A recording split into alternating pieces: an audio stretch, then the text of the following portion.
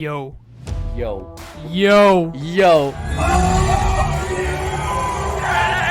We've been doing this for 1 year, and we instantly realized we also have to watch Flames hockey when they're losing. Walker dude. Walker dude! You should trust the Daryl Sutter process.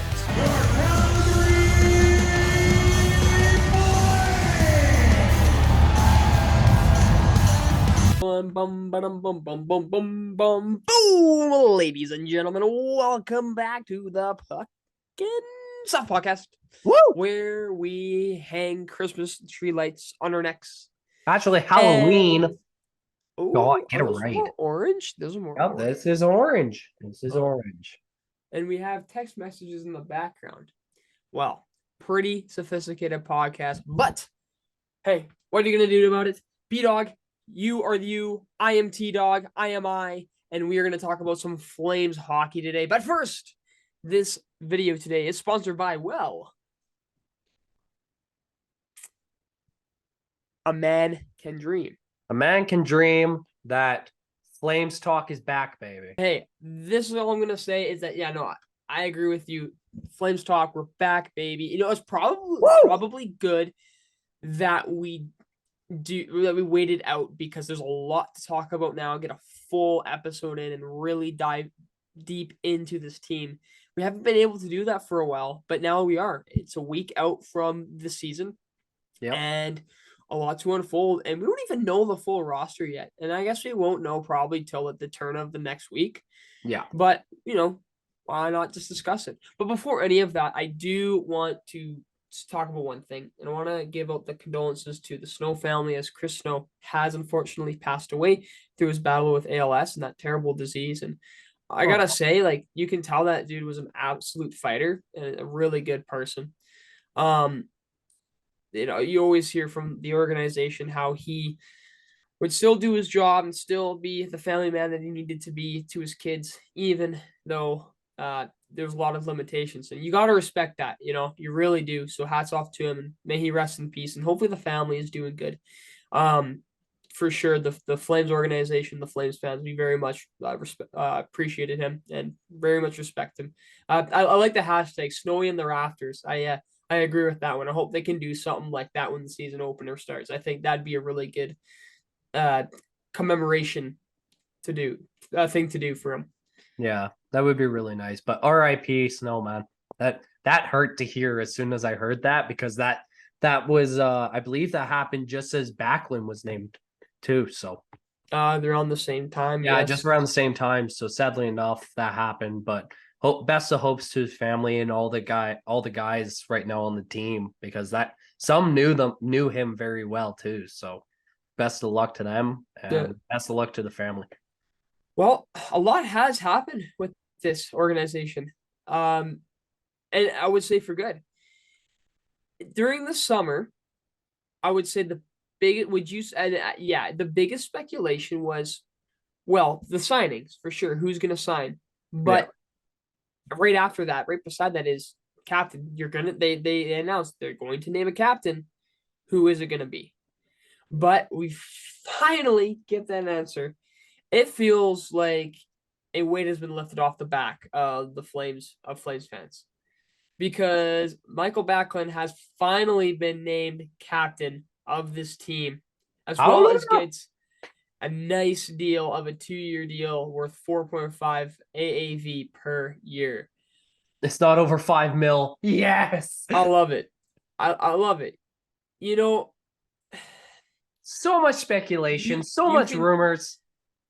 Yeah, it's a sigh of relief. You can tell who the Flames fans are, because if they actually put respect on his name, they understand. But I've noticed a lot of non-Flames fans are like, why would Backlund be captain? Oh, look at that cap hit for a third line center. It's just, this is deserved. He took a pay cut too, if you think about it, but this is deserved. The amount of dedication he gave to this team hasn't had any success, but he's been that loyal to us to a point that he deserves this. He has always shown that captain-esque material, and you can see that, even though we don't know what goes on in the dressing room. It's deserved. I know too that we were talking about this, and I think I even said it for a bit too. Like Rasmus Anderson should maybe be the captain, which I think is another great choice. But Backlund just makes sense. Mhm. Been around for the longest time, knows everything. You even listen to all the interviews when he became captain. All the players say, "Yeah, we always thought he was like we'd always go to him when there was some sort of captain-esque decision to be made." Yeah, that is very true. And finally, congratulations to Michael Backlund being captain. I really did want Backlund to be our captain because, like, if you really looked at the last time we talked about the Flames, we just heard Elias Lindholm, Noah Hannafin, and Backlund potentially weren't coming back after this season, and they didn't want to re-sign. So that was scares for us. But as soon as Backlund signed, you're kind of right. He did take a bit of a pay cut. I was expecting more, but I was happy with just over 4 mil. I was really happy with that. And naming him captain was the right choice, in my opinion, because like we said, there were Anderson, Uyghur, and there was a few other guys that were potentially going to be captain, but no, it was going to be Backlund. Longest active flame on the team. It made the most sense. It really did. And I think also with Craig Conroy being the GM and Huska being the head coach, I think that really did help Backlund's decision in it, because it's like, oh, if it was still Tree Living and Sutter, it might be like, do I really want to come back to this team? But with new faces and the new kind of like way they want to take the organization, this like it made him want to come back a little bit. And he looked very emotional during the interview, and I was like, "Damn, man, you're pulling on my heartstrings watching that." So I love him being our captain and going into this season. We haven't had a captain since Giordano, so it was well deserved. It was well deserved. Waited so damn long. I mean, there's so much that you could say what went wrong with last season, but I can't help but think if we had a captain last season, that even that could have helped us elevate the game a little bit. Well, we Uh, could have made playoffs with that. quite possibly. One thing, and this is very much a reoccurring thing with this, is the change in scenery of the front office and the boys club in general seems to really have shifted the mindsets of the players. Huberdeau seems more confident and happier to come back. Backlund, of course, as well. But also, too, like Frank Saravalli, I think last week, if I'm correct, was talking about how he's not surprised if one of the people not getting signed right now, which is Elias Lindholm, gets signed before start of the season. I don't know if that'll happen anymore because we're a week out now. We're like However, 4 days until the start. Yeah. it's still a possibility, which is just crazy. Like this has completely changed over the time frame. It seems like Hannafin will probably be the one for sure to be out. But for the Lindholm, that is nice. Like, well, we're getting close. We're getting close to the season. The preseason, people look too much into it. We do too with a certain player. How are you feeling with this preseason? They just lost today, but I think you can take away a few things from this preseason. Well, like you say, preseason realistically doesn't matter because obviously it's preseason. But there is a few things we could take away from this, like you say, and it's especially Matt Coronado. And we look at some of our prospects basically at this point. That's what preseason's realistically for, to show how our prospects look, and especially with our three-headed goaltender situation we got as well. And sadly enough, something did happen during the preseason, which hurts both of us right now. Jacob Peltier got hit from behind in one of the preseason games, and he is expected to be out for most of the season with a shoulder injury, which hurts so Marian much because, Studenic. oh my God, dude. Marian Studenic. Sleep with one eye open, buddy. Yeah, Buster. you're asking for it next time we play. I was so expecting Peltier to have a breakout season too, because I'm like, he was just getting into the lineup. He was just learning the system last year, and now next year he got it. I think it was because he switched to 22. Yeah, jersey made number that 22. Sutter joke. Yeah. Made a Sutterism joke. Oh my God. You Wait. can't leave me. Can't leave the farm. Yeah, literally you can't leave the farm. That's actually funny. So yeah, it's been a few players who've for sure made a little bit of an impact, but more or less, none greater than Matthew Coronado. I Mhm. am so excited. His shot's fantastic. Oh my His shot is god. just fantastic, and like it's just he can pick the corner so well, and I'm excited. We haven't had a young player this exciting in a long time, so it's great that we have someone like this as well too. You're saving some money if you can get a guy at 950K or whatever his entry level deal is worth to take up some space and not have to pay, 3 million for that, right? Yeah, that is very true. Yeah. But with Matt Coronado, our 13th overall pick from a couple seasons ago, oh, dude, he's performed pretty well in the preseason for sure. I know it is basically just kind of AHL like rosters at the moment with some NHLers, but dude, when you saw him on the power play, especially when we got the hat trick, you as a Flames fan, you were excited because we haven't had a goal scorer like that since Iggy, realistically. And Yeah. funny enough, Well, we have Iggy. shoot, yeah, Well, sure. yeah, because realistically, we had a true. Who was our last true goal scorer? I mean, you can say Johnny Hockey, but he had a shot. He had a shot, They're but different. we haven't seen a shot like this. Yeah, they're different. Like Johnny Hockey's shot was just a disgusting wrister that just always found its way in the back of the net because of how accurate it was. This one is like why people are like craving over Bedard. You know This what I is mean? How his shot, it's like that. This is like the new generation wrist shot that I think Flames fans have been wanting a guy to have. And Matt Coronado is probably the best guy we could freaking have with it. You, Because when he was in Harvard University, he played 34 games and put up 36 points with 20 goals. So that could I already told you he was a 20 goal scorer in just only a couple games. So that's really impressive to see. And I loved watching him in preseason, and I'm so excited to see him get on a second line. but not even just shooting, like him without the puck. Like, Oh, he's just hungry and eager to just play. He does, excuse me, a lot of things right. Again, it's just so nice to see that coming from a prospect because, yeah, like we said, haven't had it in a while. Great to see it again. So there are those promises. mhm. Uh, Maybe switch gears on another player. Wolf got his chance. I think he has some good stuff. It just is unfortunate that he has to go down again.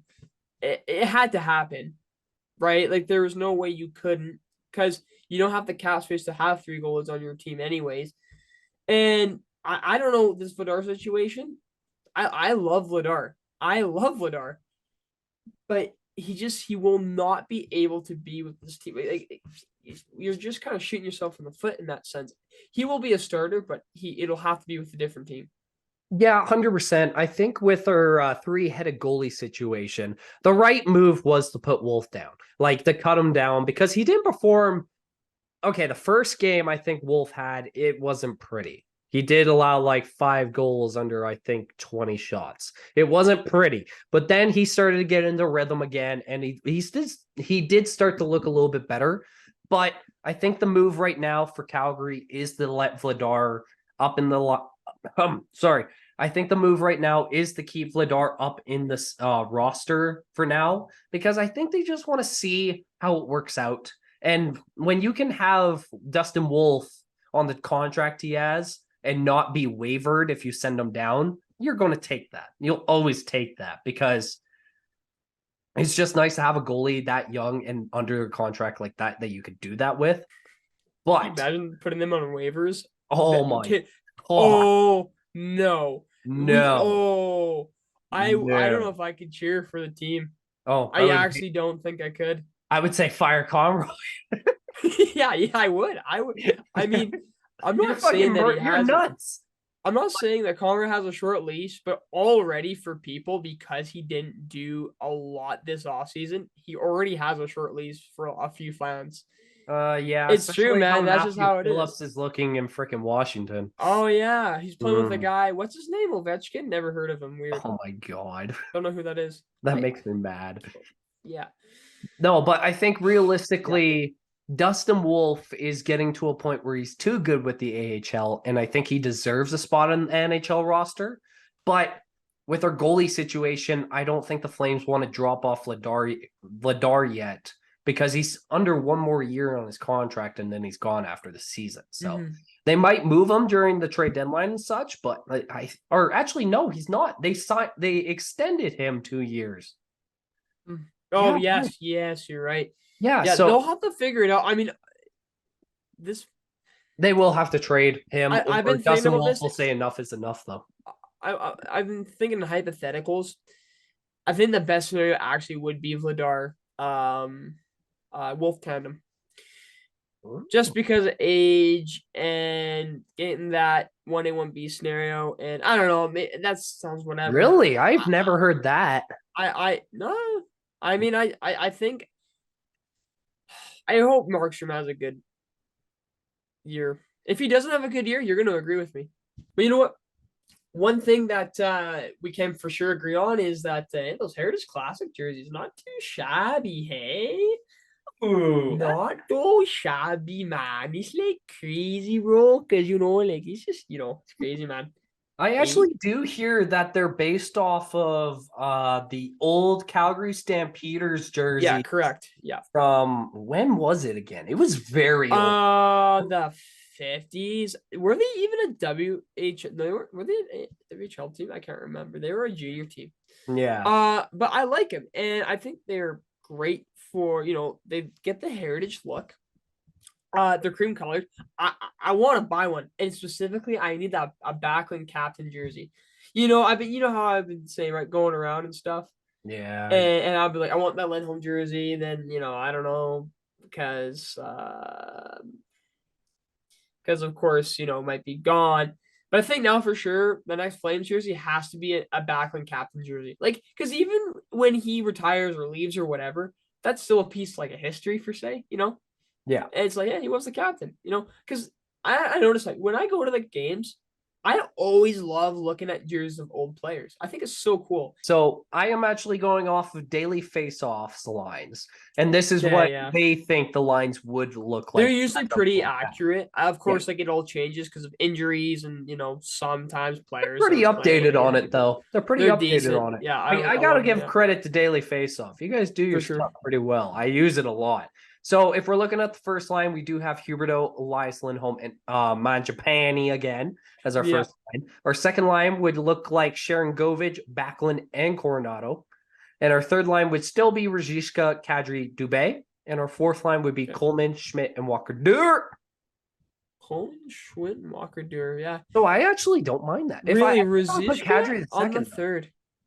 I think I would put Kadri on the seconds, though. Yeah. Well, I guess it all depends. Maybe some players are gelling with each other more, excuse me, when it comes to, practice and stuff. Well, with Coronado and his success, I remember watching some of, like, those post-game interviews, and he was talking about how Backlund was really helping him kind of gel with the team and stuff. So I wonder, maybe they have a little bit of some chemistry there. Maybe that's why. With Coronado? Ruzicka on the third line. Hey, Coleman down to fourth. I think they can probably change and stuff, but I'd be okay with a fourth line being a young guy's thing, because they could be hungry, right? Really trying to, like, play to prove themselves. That could be actually be a good little tool to have, right? Because out of nowhere, boom, your fourth line scores. Like, oh, what happened here, right? Oh, who's this Walker-Duehr guy? I thought it was pretty solid. I really love that we are committing to the Walker-Duehr show and putting him on the fourth line for this season, because I think the jersey we need to get. He really did deserve it. Walker-Duehr jersey, bro. That'd be so my yo, bro. Imagine seeing that like 10 years down the line. Like, okay, those are always sick. Yeah, those and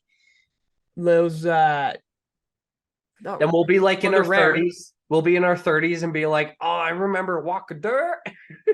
Yeah, it's the same when I'm probably the same with most people when they see, like, Rick Gears jerseys, right? Or more like, or I've seen Tom Kostopoulos jerseys, things like that. Ooh, probably like that's really probably in that sense. So actually, my thoughts on this is I really hope Adam Ruzicka actually has a good season, because he did show that lot of potential when he first joined the lineup last season. He was, like, putting up almost over a point per game in, like, a 10-game stand. But then for the rest of the season, he went quiet, and I was like, damn, I really hope that, like, comes back, because that was really nice to see for those few games when we looked really competitive at the beginning. Yeah. A little worried about his attitude problem. If that stuff can be fixed, maybe that'll help him become more consistent for say. You know what? You know what this team is missing? What? A Tyler Toffoli. Just No, on but you. We got Coronado now. but seriously, I think another another shot, another goal scorer on this team would be great. I think what it is for what it is solid, and it's not as bad as I think a lot of people are saying. But it'd be nice to have a Tyler Toffoli as player. Am I wrong? True. You know what? Am I I wrong? thought it could Right? look a lot worse, but It honestly, could look a lot worse. I'm happy with it. And our defensive pairings. You go with the defensive pairings. With our defensive pairings, we have Mackenzie Weegar and Ramnes Anderson. And our second pairing is Noah Hanif and Chris Tanev. And our third pairing is Zadorov and Jordan O. I really like how Jordan's been playing in the preseason. Yeah. Yeah. He's looking like I was saying, right? Like, I mean, skates so well. Great puck handler too. Like, man, he's just really solid and great skater. Those are solid deep pairings. Like, I think those are some of the best in the league. I'll straight up Oh, be honest about that. well, As a full six, that's pretty solid. and it's kind of funny that we also have Oliver Shillington still in this lineup, but he's dealing with personal problems again. So sadly enough, he had to leave the team. And we obviously still have our goalie tandem in Vladar and Markstrom. I really think Markstrom will have a bounce back season. I really do. I don't even. We can talk all about how we think about the line combos, where they need to go, and everything, but ultimately, the team is pretty much the same. The core is the same. That's what I'll say. The core of the team is still the same. So I think it's really just up to them to decide. Do we want to have a good season now after everything? Have a clean slate for us start or not? And I mean, it could take a little bit for this team to, really gel all together with all those new additions and a new system. I should of course mention that. So that might take a little bit. Excuse me, but besides that, I think it's hard to go worse from last season. Last season was just an anomaly. It Yeah. has to be. Well, I'll hit you with the $1,000,000 questions since we're already kind of talking about it. What are your expectations for this team this season? Dude, I'm gonna be straight up, man. I'm a pessimistic guy when it comes to this team, but it's because I love them. Man, it's tough. I think there's gonna be a lot of struggle. I really do. Like, I think there's gonna be there's gonna be bounce back from players. I think Huberto is gonna get 80 plus points. I think he's gonna be a point per game guy. I think Cornell is gonna get 25 plus, 25 plus goals. I think you're going to see some regression with some of the older players. But I think I just think, I just don't trust it. I don't know what it is. I know why you don't trust it. The Pacific Division is good now. Like the top teams in the division are good. Like you're not going to be better than Edmonton. Sorry to say, you're not going to be better than Vegas. Or Seattle, probably not. LA, you're probably closer to LA for say. You're more or less close to Vancouver because Vancouver's in an identity crisis. So that automatically makes these two teams kind of tank bowl, right? In that sense, not Arizona or San Jose. So I'll be straight up. I'm a little worried because maybe wild card, but dude, I'm gonna be straight up. I don't even see him making playoffs this year, man. Ooh, okay. I don't. Let's see how it is. I really don't. I just think by the time they learn a new system, it's just gonna be too late. And I think they'll be in a similar thing as last year where they'll be close, but they don't make it. Okay, I see. Yeah, that's how I see it. I know I'm pessimistic, but I want this organization to realize that you have to just start tanking. Like, you could literally be crap for the 3 seasons until your new arena is built, which we'll get into, and then you can sell some tickets. Yeah, exactly. I don't know. I wish it could just be like that.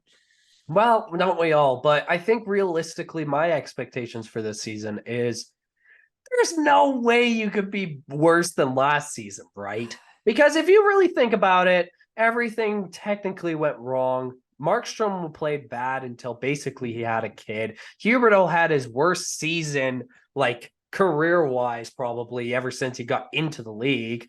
And nothing was working. And you know what's the shocking part? We were 2 points out of a playoff spot, and everything went wrong. Yeah, 3 out. That alone tells me, okay, this team could look like a contender if it wanted to, but obviously it's going through that kind of crisis of, there's a lot of new players on this team. It needs to mix and match. And it didn't help that Sutter and Tree Living weren't helping. So now that we got a new GM and a new head coach that knows Sutter's system, but isn't the pain in the ass that Sutter is, that gives me a little bit of joyce. And I'm also hearing around media right now, like, the Flames are going to have a bounce back. They're going to freaking do this. Hubert, all this. But that's what scares me, because the media, right? They're like, they're going to have, like, everyone's like, they're going to have a bounce back. I'm like, they could. You know why? I don't see why they couldn't just have a similar season as last year. I really don't.